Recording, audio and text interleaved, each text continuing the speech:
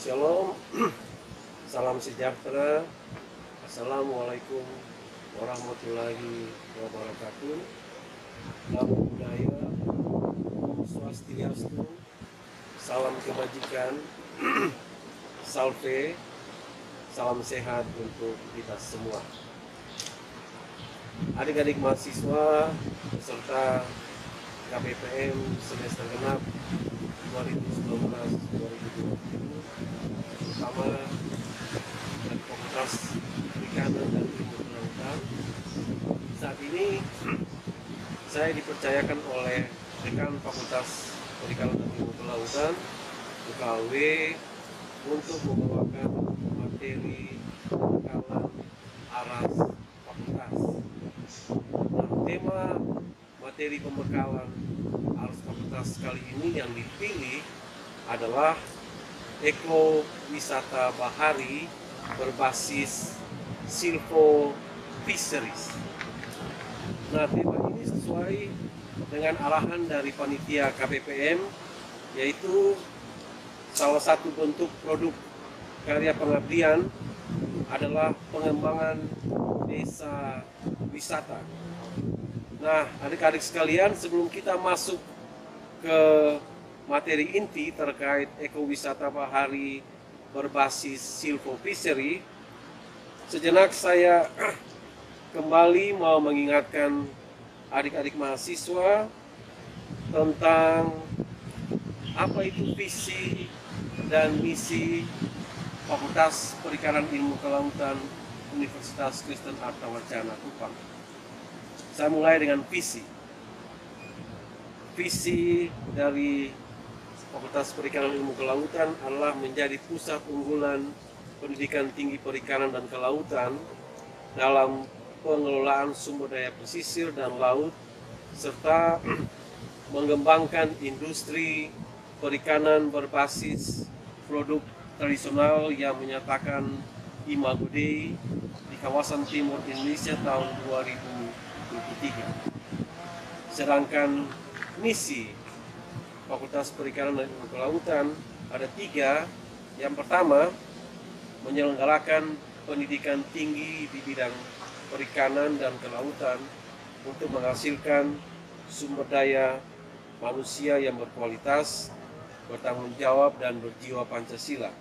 Yang kedua, mengembangkan penelitian dalam bidang perikanan dan kelautan yang mendukung pengelolaan sumber daya pesisir dan laut, serta industri perikanan berbasis produk tradisional secara berkelanjutan.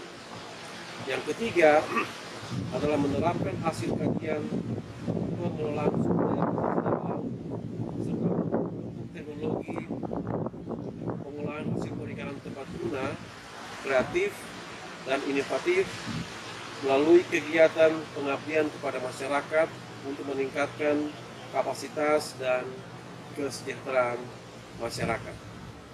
Itulah visi dan misi Fakultas Perikanan dan Ilmu Kelautan yang sebelum adik-adik melangkah lebih jauh untuk merumuskan dan melaksanakan program KPPM kali ini, itu penting menjadi dasar. Kemudian sekarang kita masuk ke materi inti kita, ekowisata bahari, pengembangan ekowisata bahari berbasis silvo fisheries. Saya mulai dengan ekowisata bahari. Apa itu ekowisata bahari? Nah, kita tahu bersama bahwa pemerintah Provinsi NTT telah mencanangkan bidang pariwisata sebagai salah satu bidang unggulan dari program-program di provinsi. Nah, kenapa sampai pariwisata jadi bidang unggulan? Karena secara geografis Provinsi NTT dikategorikan sebagai provinsi kepulauan dengan luas laut yang lebih besar dari daratan.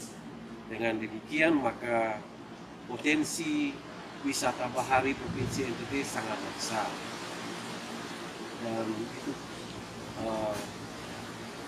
penting untuk dikembangkan dalam rangka pemberdayaan dan kesejahteraan masyarakat juga. Nah, apa itu wisata bahari? Wisata bahari adalah seluruh kegiatan yang dilakukan untuk menciptakan kesenangan, menciptakan tantangan, pengalaman baru, kesehatan, dan lainnya dengan objek wisatanya adalah wilayah pesisir dan keanekaragaman biota laut. Nah, ekowisata bahari sendiri merupakan kegiatan wisata laut yang dikembangkan dengan pendekatan konservasi lingkungan laut. Ekowisata bahari sendiri merupakan kegiatan wisata laut yang dikembangkan dengan pendekatan konservasi laut.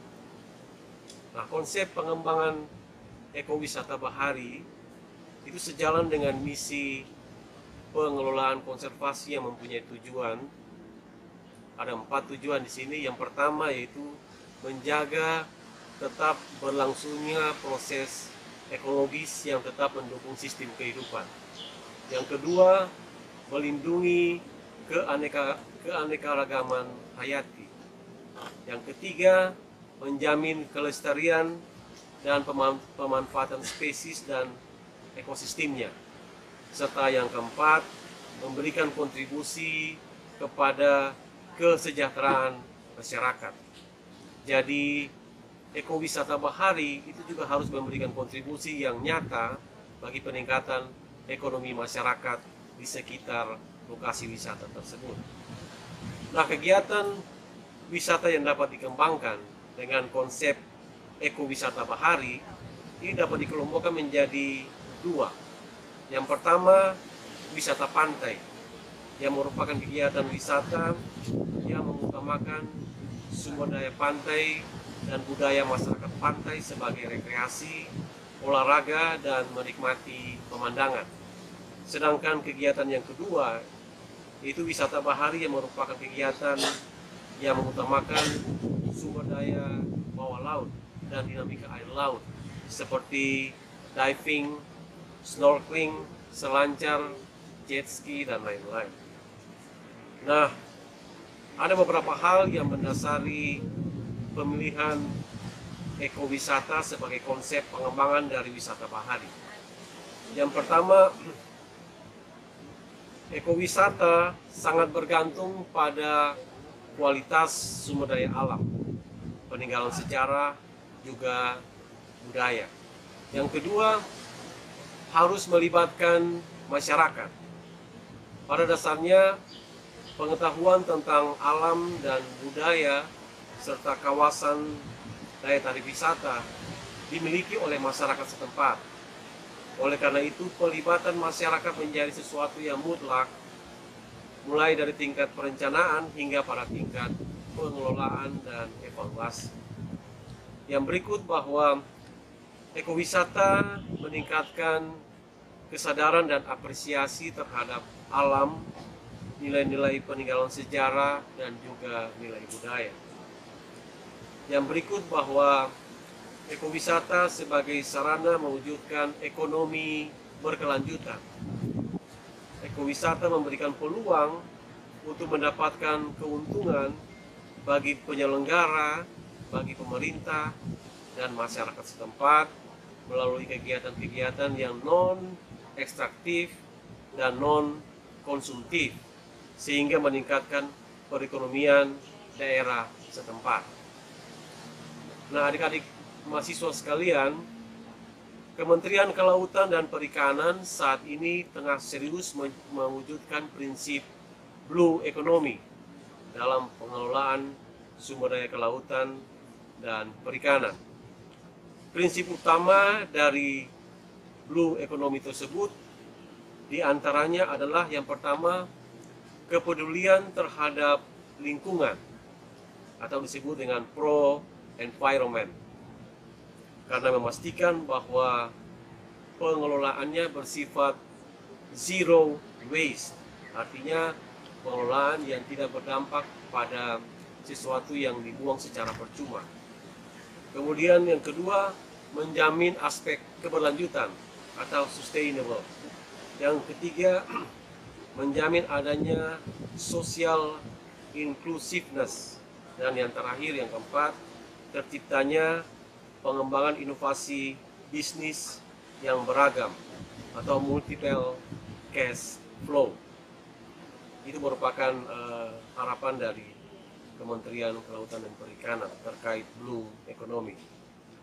Nah, terkait langsung dengan KBPM kali ini, dari data yang diberikan oleh panitia, mahasiswa peserta KBPM asal Fakultas Perikanan dan Ilmu Kelautan itu berjumlah 12 orang. Dengan rincian, mayoritas 7 orang itu di Kecamatan Kelapa Lima, Oesapa dan Lasiana. 1 orang di Kota Soe, 1 orang di Kecamatan Molo Selatan, Poin Lasi, 1 orang di Kecamatan Malaka Barat, 1 orang